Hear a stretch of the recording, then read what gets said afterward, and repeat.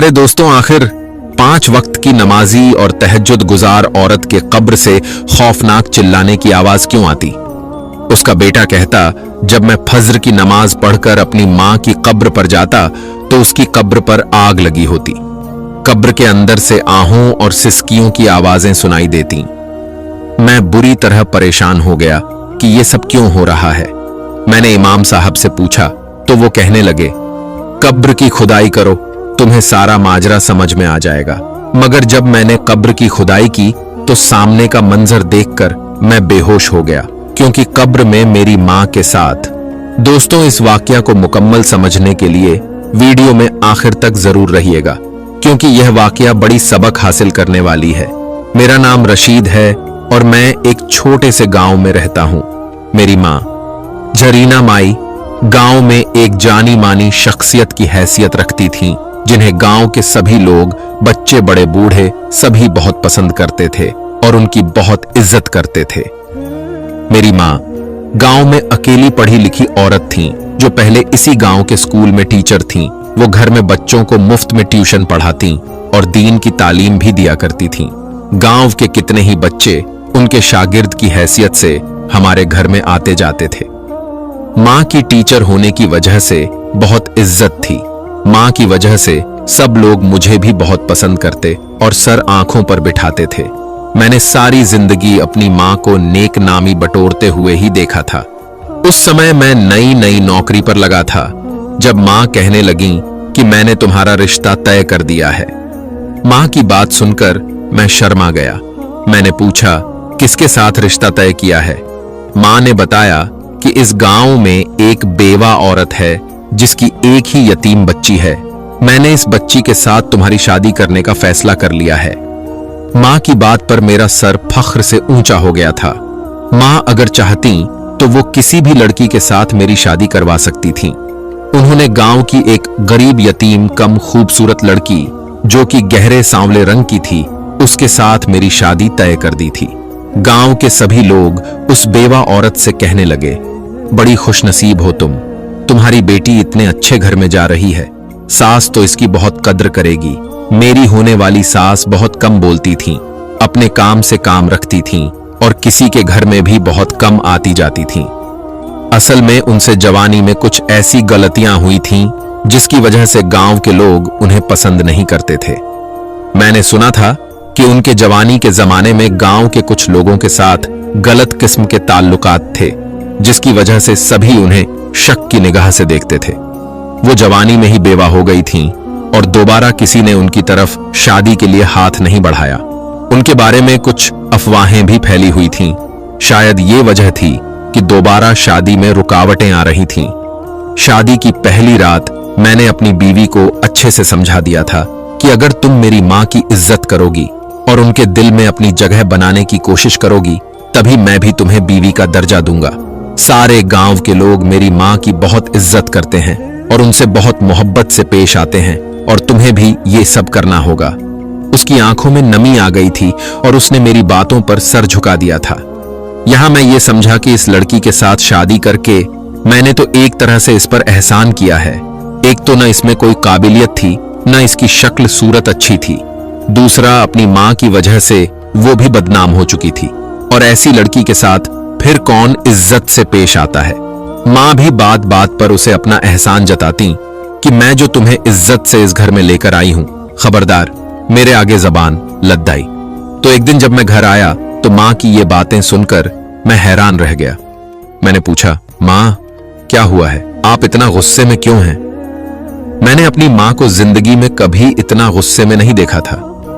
वो कहने लगी, तुम्हारी बीवी के मुंह में जबान आ गई है, मेरे साथ बदतमीजी कर रही थी, बस जुबानी कर रही थी। इसलिए मैंने उसे समझाया, इसे समझा दो कि ये इस घर में तभी रह सकती है अगर मेरे साथ बनाकर रखे। तब मैंने अपनी बीवी के मुंह पर एक जोरदार थप्पड़ मारा और कहा, यही है वो औरत जिसने तुम्हें नई जिंदगी दी है, वरना तुम इस छोटे से घर में कोई तुम्हें ब्याहने के लिए भी ना आता। मां के चेहरे पर इत्मीनान फैल गया था। उस रात मां ऐसे सुकून से सोई कि दोबारा कभी उठ न सकी। मैं बहुत रोया, मां क्या हुआ? आपको इतनी अचानक से आप मुझे छोड़कर चली गईं? अभी तो मैंने आपके साथ अपना वक्त गुजारना था, अभी आपने मेरे बच्चों की खुशियां देखनी थीं, मगर ये सब देखने से पहले ही आप चली गईं। गांव के सभी लोग बहुत ही ज्यादा गमज़दा थे। सब मेरे गम में बराबर के शरीक थे। मेरी ये रूटीन थी कि मैं रोजाना मां की कब्र पर सुबह शाम फातिहा पढ़ने के लिए जाता था। मां को दुनिया से गए 2 दिन गुजर चुके थे, मगर ये 2 दिन मेरे लिए किसी कयामत से कम नहीं थे। उस दिन जब मैं फजर की नमाज पढ़ने के लिए मस्जिद में आया तो मैंने कुछ लोगों को मां के बारे में अजीब अजीब बातें करते हुए सुना। उनकी बात सुनकर मेरे कान खड़े हो गए। मैं गुस्से से कहने लगा, तुम लोगों की हिम्मत कैसे हुई मेरी मां के बारे में बात करने की? लोग कहने लगे, हम बात नहीं कर रहे, बल्कि तुम खुद जाकर देख लो तो तुम्हें समझ आ जाएगा कि हमारी बात सच है या झूठ। मुझे उनकी कोई बात समझ में नहीं आई। नमाज पढ़ने के बाद जब मैं कब्रिस्तान आया तो सामने का मंजर देखकर मैं हक्का बक्का रह गया। मां की कब्र पर आग के शोले उठ रहे थे। कब्र के अंदर से आहों और सिसकियों की आवाजें आ रही थीं। मैं बुरी तरह से घबरा गया था। ये सब क्या हो रहा है? कौन है वो जिसने ये सब किया है और क्यों किया? किसी ने मां की नेक नामी को मिट्टी में मिलाने के लिए ये सब किया है, या मां को उसके किसी गुनाह की सजा मिल रही है? मगर मेरी मां गुनाहगार कैसे हो सकती है? और वो तो बहुत नेक औरत है जिसने जिंदगी में कभी कोई गलत काम नहीं किया। नहीं नहीं, मुझे गलत फहमी हुई है। ये मेरी मां की किसी गुनाह की सजा नहीं, बल्कि शायद कोई है जो उन्हें सबकी नजरों में रुस्वा करना चाहता है और उसी ने यह काम किया है। मैं घर आया तो बहुत परेशान था। मेरी बीवी मुझे परेशान देखकर मेरे पास आकर बैठ गई। क्या हुआ है आपको? आप इतना उलझे हुए क्यों हैं? सब ठीक तो है? मैंने अपनी बीवी को गुस्से से झिड़क दिया। तुम्हें इस बात से क्या लेना देना? मेरी परेशानी है, मैं अपनी परेशानी को खुद हल कर लूंगा। तुम्हें ज्यादा हमदर्दी दिखाने की कोई जरूरत नहीं है। वो अपना सा मुंह लेकर रह गई थी। मेरा वैसे भी अपनी बीवी के साथ अच्छा रवैया नहीं था, मगर अब जब से मेरी मां गई थी तो अब से तो मुझे उस पर बात बात पर गुस्सा आने लगा था। उसकी शक्ल तो मुझे पहले भी अच्छी नहीं लगती थी, अब मुझे उससे नफरत महसूस होने लगी। उसे तकलीफ देने के लिए मैंने कह दिया कि मैं अपनी मां से तो नहीं मिल सकता, क्योंकि मेरी मां दुनिया से चली गई है। तुमने मेरी मां का ख्याल नहीं रखा, तुमने ही उन्हें खाने में कुछ मिलाकर दिया होगा, तभी वो अचानक से मर गईं। वो रोने लगी। मैं ऐसा करने के बारे में सोच भी नहीं सकती। मैं उनकी जान क्यों लूंगी? मैं कातिल नहीं बन सकती। मगर मुझे पूरा यकीन था कि ये सब मेरी बीवी ने किया है। उसने मेरी मां को खाने में जहर मिलाकर दिया है। मैंने उससे कह दिया कि आज के बाद तुम भी अपनी मां से नहीं मिलोगी। तुमने मुझे मेरी मां से दूर किया है, अब मैं तुम्हें भी वही तकलीफ दूंगा जो तुमने मुझे दी है। वो रोने लगी थी, मेरे पांव पड़ने लगी। मुझे ये सजा मत दें, मेरी मां बीमार है, अकेली है, उसे मेरी मदद की जरूरत है। मगर मैंने उस औरत पर रहम नहीं खाया था और उसे पूरी तरह नफरत से दुत्कार दिया था। इन दिनों मुझे ऑफिस से छुट्टियां थीं और मैं जो भी काम करता वो खराब हो जाता था। मेरे बॉस ने मुझसे कह दिया कि तुम्हारी जहनी हालत ठीक नहीं है। जब तुम पहले से बेहतर हो जाओ और तुम्हारी जहनी हालत ठीक हो जाए तो तुम नौकरी पर आ जाना, तब तक तुम आराम करो। मैं पिछले चंद दिनों से घर पर था। अभी मेरी छुट्टियां खत्म होने में 3 दिन बाकी थे। दिन में अपनी बीवी पर नजर रखता कि कहीं वो अपनी मां से मिलने के लिए तो नहीं चली गई। जब उसकी आंखों में आंसू देखता तो मुझे सुकून मिल जाता। मगर जब मैं सुबह फजर के वक्त अपनी मां की कब्र पर जाता और वहां पर आग लगी देखता और गुस्से से बुरा हाल हो जाता। ये सब क्या हो रहा है? क्यों मेरी मां मरने के बाद इतनी बेचैन है? हालांकि उनकी जैसी नेक औरत गांव में कोई भी नहीं है। गांव के सभी लोग उनकी नेक नामी की गवाही देते हैं। फिर ऐसा क्यों है? मैं जब फजर के वक्त कब्रिस्तान में जाकर मां की कब्र पर आग लगी देखता तो मैं पानी से उस आग को बुझा देता, ताकि कोई और इस आग को देखकर मेरी मां के बारे में गलत बातें न करे, उनके बारे में गलत न सोचे, कोई मेरी मां के बारे में कुछ भी उल्टा सीधा कहे। ये तो मैं कभी भी बर्दाश्त नहीं कर सकता था। मगर मैं खुद जहनी तौर पर उलझ कर रह गया था कि ऐसा क्यों हो रहा है, इसकी वजह क्या है। तब एक दिन मैंने इमाम साहब से पूछा, जो कुछ मुझे महसूस हो रहा था, जो मुझे दिखाई दे रहा था, और अब तो मैंने ख्वाब में भी मां को बहुत बेचैन देखना शुरू कर दिया था। मां बुरी तरह से रोती कहती, बेटा उसे बोलो मुझे माफ कर दे, मुझे उसके माफ न करने की वजह से बहुत बुरी सजा मिल रही है। मैं बहुत तकलीफ में हूं, बहुत अजियत में हूं। अगर वो मुझे माफ कर दे तो मेरी तकलीफ खत्म हो सकती है। मैंने कहा, माँ, किससे माफी मांग रही हैं? आप कौन है वो जो आपको माफ कर दे? मगर माँ रोती जाती और सिर्फ एक ही बात कहे जाती, मैं बहुत अजियत में हूं, बहुत तकलीफ में हूं। उस दिन जब मेरी आंख खुली तो मैं बहुत परेशान था। फजर के वक्त जब कब्र पर गया तो वही माहौल था। कब्र पर आग लगी हुई थी और कब्र के अंदर से आहों और सिसकियों की आवाजें सुनाई दे रही थीं। मैंने कब्र पर पानी डालकर आग को बुझा दिया था। रोते हुए मैं इमाम साहब के पास गया। जब इमाम साहब अकेले हो गए तो मैंने सारी बात उन्हें बताई, अपने ख्वाब के बारे में और कब्र के देखे हुए हाल के बारे में। इमाम साहब लोगों का इलाज भी करते थे, मसले मसले का हल भी बताते थे और उन्हें वजीफे भी देते थे। इमाम साहब कहने लगे, अरे बेटा, जो बातें तुम बता रहे हो वो कोई गैर मामूली नहीं है। इतनी मेरी उम्र गुजर चुकी है, आज तक मैंने अपनी जिंदगी में ऐसा कोई वाकया नहीं सुना। मुझे लगता है कि तुम्हारी माँ ने कोई छुपा हुआ गुनाह किया है, कोई ऐसा गुनाह जो सिर्फ उनके और अल्लाह के बीच में है, या फिर उन्होंने किसी इंसान के साथ बहुत बड़ी नाइंसाफी की है और ये माफी भी उसी इंसान से मांग रही हैं जिसके साथ उन्होंने जुल्म किया है, ज्यादती की है। ये हुकूक उल इबाद का ही मामला लग रहा है। अगर हुकूक उल अल्लाह का मामला होता तो अल्लाह अपने बंदों की जरा सी नेकी पर उनके सारे गुनाहों को माफ कर देता।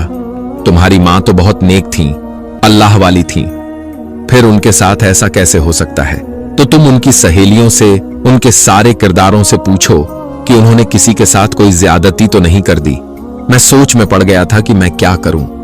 कैसे मैं गांव की औरतों और लोगों से पूछूं कि मां ने उनके साथ कुछ बुरा किया है? लोग मेरी मां के बारे में क्या सोचेंगे? मां के मरने के बाद कोई उनके बारे में गलत बातें करे, ये तो मैं बर्दाश्त नहीं कर सकता था। मगर मेरी सारी नफरत और गुस्सा बीवी पर ही निकलते थे। उस रात मैं उठा तो मेरी बीवी कमरे में कहीं नहीं थी।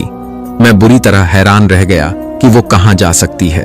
थोड़ी देर गुजरी थी कि वो दोबारा कमरे में आती हुई दिखाई दी। अब मेरे होश उड़ गए थे। मुझे अपनी बीवी पर पहले ही शक था कि वो अपनी मां के नक्श कदम पर चल रही है, मगर अब एक नया ख्याल मेरे जहन में आ गया था कि कहीं वो मेरी बीवी ही तो नहीं है जो मेरी मां के बारे में गुमराह करने के लिए ये सब कर रही है, जो उनकी कब्र पर आग लगाकर आती है। मगर वो कब्र से आहों और सिसकियों की आवाजें, उन सबका सबब क्या है? मुझे अपनी बीवी पर शक था कि कहीं ना कहीं इस सब में उसका हाथ जरूर है। अगले दिन मैं इमाम साहब के पास गया, उनसे कहने लगा, मुझे कोई हल बताएं, मैं क्या करूं? इस तरह से मैं पागल हो जाऊंगा। इमाम साहब कहने लगे, बेटा, तुम कब्र की खुदाई करो, जानने की कोशिश करो कि आखिर कब्र के अंदर तुम्हारी मां का क्या हाल है। यह भी तो हो सकता है कि यह किसी और की साजिश हो, गुमराह करने के लिए, तुम्हारी मां को बदनाम करने के लिए कोई ये खेल रच रहा हो। कोई और कब्र के ऊपर आग लगा देता हो, तुम्हें परेशान करने के लिए या तुम्हारी मां का नाम खराब करने के लिए। तो तुम एक बार कब्र की खुदाई तो करो। उनकी बात मेरे दिल को लगी थी। मैंने सोचा कि यकीनन ये सारा काम मेरी बीवी का ही है। एक बार मैं कब्र खोदकर इत्मीनान कर लूं तो उसके बाद मैं अपनी बीवी को देख लूंगा, उसे अच्छे से समझ लूंगा। मैंने फैसला कर लिया था कि आज रात को जब सब लोग अपने घरों में सुकून से सो रहे होंगे, जब कोई भी कब्रिस्तान में नहीं होगा, तब मैं जाकर खामोशी से कब्र की खुदाई करूंगा। आज रात का वक्त ये काम करने के लिए बहुत अच्छा था। मैं रात को अपनी बीवी के सोने का इंतजार कर रहा था। उसके सोने के बाद मैं एक छोटी सी कुदाल लेकर घर से बाहर निकलकर आ गया। मेरा रुख कब्रिस्तान की तरफ था। कब्र के पास पहुंचा तो कब्र की मिट्टी बिल्कुल परसुकून थी। आज न तो उस पर आग थी और न उसमें से आहों और सिसकियों की आवाजें आ रही थीं। मैंने खुडाल से कब्र से मिट्टी हटानी शुरू कर दी और फिर कब्र की खुदाई शुरू कर दी। मैं साथ इधर उधर भी देख रहा था कि कोई मेरी तरफ मुतवज्जिह तो नहीं, कहीं मुझे कोई ये काम करता देख तो नहीं रहा, मगर वहां पर कोई नहीं था। जब मैं कब्र के अंदर जाकर देखा तो मेरे पांव के नीचे से जमीन निकल गई थी। जो कब्र का हाल था और जो कुछ मेरी मां की मैयत कह रही थी, जो उस पर अजाब मिल रहा था, उसे देखकर तो मुझ पर जैसे 7 आसमान टूट पड़े थे। मैं उस मंजर को बर्दाश्त न कर सका था। मैं वहीं पर बेहोश हो गया। थोड़ी देर के बाद जब मुझे होश आया तो कब्र का मंजर वही था। मैंने जल्दी से कब्र पर मिट्टी डाली और बाकी बचे कदमों से घर आया। मेरा सांस तेज चल रहा था, मेरी धड़कन बेतरतीब थी, मेरी घबराहट के मारे बुरा हाल था। घर आया तो बीवी भी कहीं नहीं थी। मैंने अपना पूरा घर छान मारा, बीवी कहीं होती तो मिलती। अब मैं दोबारा से कब्रिस्तान में आ गया। कहीं मेरी बीवी इस कब्रिस्तान में तो नहीं। मगर जब मैं गली में आया तो मैंने देखा कि मेरी बीवी एक तरफ जा रही थी। मैं उसका पीछा करने लगा। मुझे पूरा यकीन था कि वो अपने किसी आशिक से मिलने के लिए जा रही है। एक तरफ तो अपनी मां की कब्र का हाल देखकर मैं बुरी तरह घबरा गया था। जो कब्र का मंजर था उसने तो मुझे हिला दिया था, और दूसरी तरफ बीवी की बेवफाई भी मेरी आंखों के सामने आ रही थी। मैं उसे रंगे हाथों पकड़ना चाहता था। मां के मसले का हल तो मैं बाद में तलाश कर लेता, मगर पहले मैं अपनी बीवी को सबक सिखाना चाहता था। मेरी बीवी का रुख अपनी मां के घर की तरफ था। यकीनन उसने अपने आशिक को मां के घर में ही बुला रखा था। यही सोचते सोचते मैं उसके पीछे घर में चला गया था। वो दरवाजा खोलकर अंदर गई थी और मैं भी चुपके से अंदर चला गया। एक कमरे से आहों, सिसकियों और बातों की आवाजें आ रही थीं। मैं भी वहीं पर आ गया और जो कुछ मैंने सुना उसे सुनकर मेरे पांव के नीचे से जैसे जमीन निकल गई थी। जो मंजर मैंने कब्र के अंदर देखा था वो मुझे फिर से याद आ गया था। अंदर से मुझे अपनी बीवी और उसकी मां की आवाजें सुनाई दे रही थीं। उन्हें सुनकर मेरा खून खौल उठा था। मेरी बीवी कहने लगी, मां, इस औरत ने हमारे साथ इतना जुल्म किया, इतनी ज्यादती की आप देख रही हैं। अल्लाह ने इसे कैसी सजा दी है। मरने के बाद वो दुनिया के सामने इबरत का नमूना बन चुकी है। वो औरत जिसे सब लोग नेक औरत कहते थे, नेक नामी और अच्छी शोहरत के तौर पर वो जानी जाती थी, मगर अब मरने के बाद उसकी कब्र पर लगने वाली आग और अंदर से आने वाली आवाजों को सुनकर सभी लोग ये कहने पर मजबूर हो गए हैं कि वो औरत बहुत गुनहगार थी। उसने कोई ऐसा छुपा हुआ गुनाह जरूर किया है जो सिर्फ उसके और अल्लाह के दरमियान था, और अब उसके गुनाह का पर्दा चाक होने जा रहा है। मगर फिर भी मेरे शौहर को अभी तक इस बात का एहसास नहीं है। अभी भी वो मेरे साथ बहुत ज्यादती करते हैं, मेरा बहुत दिल तोड़ते हैं। यहां तक कि उन्होंने मुझे आपसे मिलने से भी मना कर रखा है। मां, मेरा बहुत दिल चाहता है आपके पास आने का, आपसे बात करने का, मगर क्या करूं कि मेरे शौहर मुझे आने नहीं देते। मेरी बीवी ये सब कहकर रोने लगी थी, जबकि मेरी सास कहने लगी, बेटा सब्र करो, सब्र का फल इंसान को जरूर मिलता है। आज नहीं तो कल हमें वो सब जरूर मिल जाएगा जो हमारा हक है, जो सिर्फ हमारा है। अल्लाह ने हमारा पर्दा रखना होगा। अगर हमारी इज्जत रखनी होगी तो हमारे खिलाफ कोई कितनी ही साजिशें क्यों न कर ले, अल्लाह हमें सुरखरू करेगा। तुम अपनी सास के लिए दुआए मगफिरत किया करो, अल्लाह तुम्हारे शौहर को सुकून दे। उनकी बातें सुनकर मैं हैरान हो रहा था। मां ने ऐसा कौन सा गुनाह किया है, ऐसी कौन सी ज्यादती की इन लोगों के साथ जिसे सिर्फ यही लोग वाकिफ हैं और मैं इस सबसे बेखबर हूं। तभी मेरी बीवी कहने लगी, मां, अगर वो कागजात हमारे पास वापस आ जाएं तो क्या हम दोबारा से घर हासिल कर सकते हैं? तब मुझे उन कागजात के बारे में ख्याल आया जो मैं अभी अपनी मां की कब्र में देकर आ रहा था, और वो कागजात मैं अपने साथ घर में लेकर आ गया था और अभी तक कागजात मेरे हाथ में थे। मैंने उन्हें खोलकर देखा तो वो हमारे घर के कागजात थे। मेरी मां इन कागजात का बहुत ज्यादा ख्याल रखती थी, और मुझे याद है जब मेरी शादी हुई तो तब मेरी मां इन कागजात को हर वक्त अपने साथ ही रखने लगी थी। मैं पूछता तो कहती, अरे बेटा, मैं नहीं चाहती कि मेरे घर के कागजात किसी के हाथ लग जाएं। मैंने बहुत मेहनत से इस घर को बनाया है, एक एक ईंट, एक एक पत्थर मेरी मेहनत की गवाही है। तुम बहुत छोटे थे, तुम्हें कुछ भी नहीं याद कि ये घर मैंने कितनी मुश्किल से बनाया है, और अब मैं किसी और के हवाले नहीं कर सकती।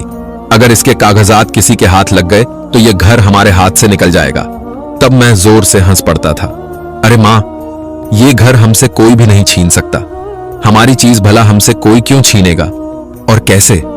मेरी मां जब फौत हुई थी तब भी ये कागजात उनकी चारपाई पर पड़े थे, और न जाने कैसे ये उनके साथ कब्र में चले गए। मुझे इस बात का एहसास तक नहीं हो सका। शायद गुस्ल देने वाली औरत से गलती हो गई और उसने गलती से इन कागजात को भी अहदनामे के साथ उनके कफन में रख दिया होगा। इमाम साहब ने कहा था कि जब भी किसी मुर्दे को दफनाया जाए तो उसके सीने पर अहदनामा जरूर रखा जाए। हमारे गांव में कुछ लोग थे जो मैयत के साथ अहदनामा उसके कफन में रखकर दफन किया करते थे, और शायद वो अहदनामे के साथ गलती से मकान के कागजात भी चले गए। अब मैं उन कागजात को गौर से देख रहा था। मुझे लग रहा था कि कुछ तो है जो मेरी नजर से ओझल है, जो सामने होते हुए भी मैं समझ नहीं पा रहा। तब अंदर से आने वाली आवाजों को सुनकर मैं चौंका। मेरी सास कहने लगी, बेटा, तुमने इन कागजात का क्या करना है? वो सब कुछ वैसे भी अब तुम्हारा है। तुम्हारे शौहर का घर तो तुम्हारा ही हुआ ना। तुमने इन कागजात का क्या करना है? छोड़ो इसको और अपने शौहर की खिदमत करो। उसके दिल में अपनी मोहब्बत पैदा करने की कोशिश करो। बेटा, मत भूलो कि शौहर की मोहब्बत औरत के लिए जन्नत और दोज़ख का तय्युन करती है। जो कुछ तुम्हारी सास ने किया वो सब तुम मत करो। अब इसे और सुनना मेरे लिए मुमकिन नहीं था। मैं कमरे के अंदर चला गया। कहने लगा, आप लोगों का इन कागजात से क्या लेना देना, और आप मेरी मां के बारे में इस तरह से बातें कर रही हैं। मुझे देखकर मेरी बीवी के चेहरे का रंग बदल गया था। मेरी सास भी परेशान हो गई थी। अरे बेटा, तुम इस वक्त यहां आओ, बैठो। मगर मैं बैठने के बजाय उनके सामने जाकर तन कर खड़ा हो गया। मुझे लग रहा था कोई तो ऐसी बात है जो सिर्फ मेरी सास जानती हैं। उनकी आंखों में अजीब से रंग थे जिनमें दुख और पछतावे का रंग नुमाया था। जो बात भी है आप मुझे बताएं, मैं सच सुनना चाहता हूं। वो कहने लगी, बेटा, तुम्हें अपनी मां से बहुत मोहब्बत थी। मैं जानती हूं कि अभी भी तुम अपनी मां से उतनी ही मोहब्बत करते हो। तुम ये बात बर्दाश्त नहीं कर पाओगे। अपनी मां के खिलाफ सुनना, बर्दाश्त करना इतना आसान काम नहीं होता। मगर अब मैंने फैसला कर लिया था कि मैं सारी हकीकत जानकर ही कोई फैसला करूंगा। तो अब मेरी सास कहने लगी, अगर तुम सुनना चाहते हो, अगर जिद कर रहे हो तो सुनो। जब तुम्हारी मां शादी होकर इस घर में आई थी तो तब मैं तुम्हारे घर के साथ वाले घर में रहती थी। मैं तुम्हारे अब्बा की सगी चचाजाद हूं। उनकी बात सुनकर मेरा मुंह खुला का खुला रह गया था। आप सच कह रही हैं?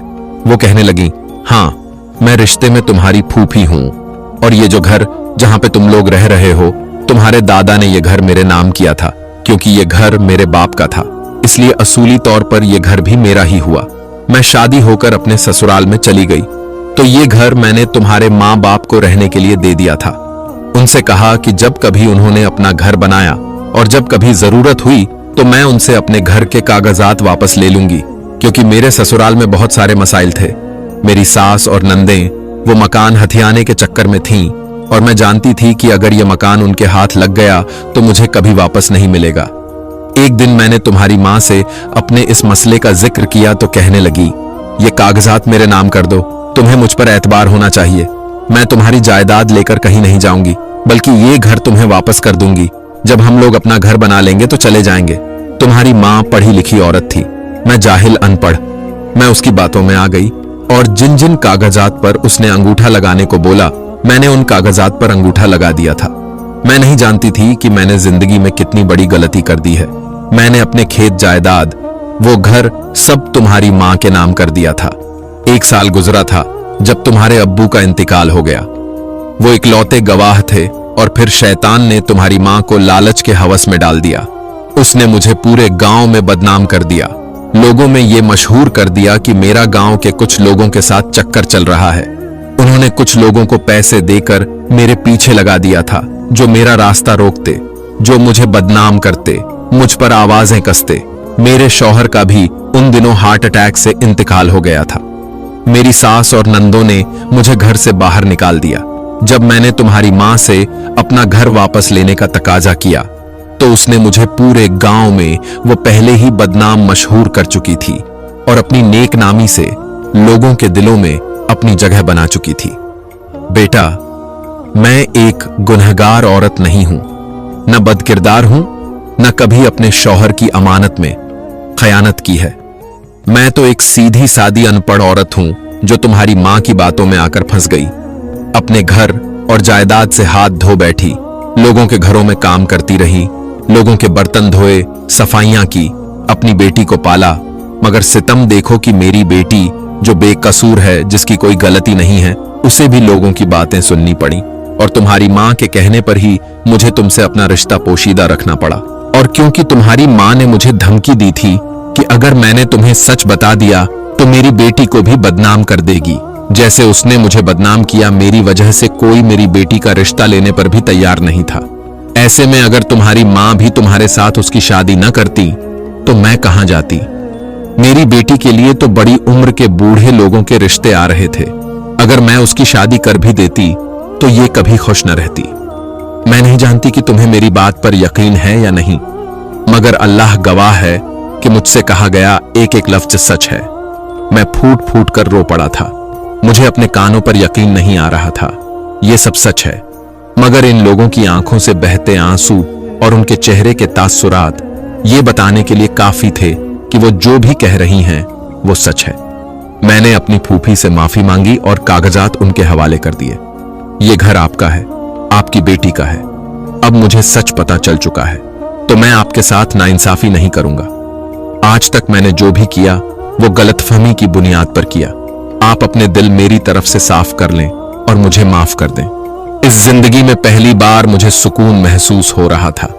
मैंने उनसे एक दरख्वास्त की कि मेरी माँ ने आपके साथ जो भी किया, आप खुदा के लिए उन्हें माफ कर दें, उनकी तरफ से अपना दिल साफ कर दें। वो दोनों भी रो पड़ी थीं, कहने लगी कि हमने तुम्हारी माँ को माफ कर दिया, अपने दिल को उसके लिए साफ कर दिया। अल्लाह से दुआ है कि वो भी तुम्हारी माँ को माफ कर दे, उसकी आखिरी मंजिल को आसान कर दे। मैंने सास से वो कागजात लेने से इनकार कर दिया था।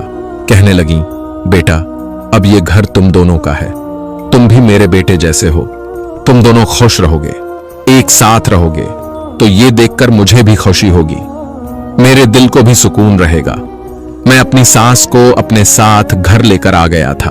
अपनी बीवी से कहा कि आज तक मैंने जो भी बुरा सलूक किया उसके लिए मैं तुमसे माफी चाहता हूं। आज के बाद मैं तुम्हारे साथ कभी कुछ गलत नहीं करूंगा। मैं रोजाना अपनी मां की कब्र पर जाकर फातिहा पढ़ा करता, उनकी मगफिरत के लिए दुआ करता। उस दिन मैंने ख्वाब देखा कि मेरी मां बहुत खुश हैं, मुस्कुरा रही हैं। कहने लगी, बेटा जिंदगी में ही गुनाह किया था और उसका बोझ लेकर कब्र में चले गए। अल्लाह के सामने हाजिर हुई तो अंदाजा हुआ कि मैं कितनी बड़ी ज्यादती कर चुकी हूं। एक औरत की मेरे जैसे पूरी जिंदगी बर्बाद हो गई। मेरी वजह से वो खुशियों को तरस गई। अल्लाह मुझे माफ करे। वो आखिरी बार था जब मैंने मां को अपने ख्वाब में देखा था। उस दिन के बाद फिर मैंने दोबारा कभी अपनी मां को ख्वाब में नहीं देखा था। रोजाना उनकी कब्र पर जाता ना। दोबारा कभी मैंने कब्र के अंदर से सिसकियों और आहों की आवाज सुनी थी और न ही कब्र के ऊपर कभी आग को रोशन देखा था, बल्कि अब सब कुछ मामूल के मुताबिक था, एतदाल पर था। अपनी सास को भी मैं अपने घर लेकर आ गया था।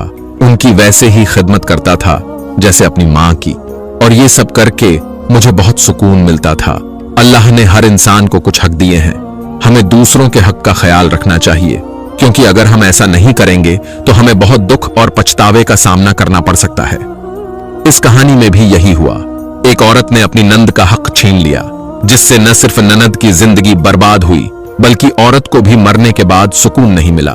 किसी का हक मारना एक बहुत बड़ा गुनाह है। हक में सिर्फ जायदाद या पैसे नहीं आते, बल्कि इज्जत, प्यार और सुकून भी शामिल हैं।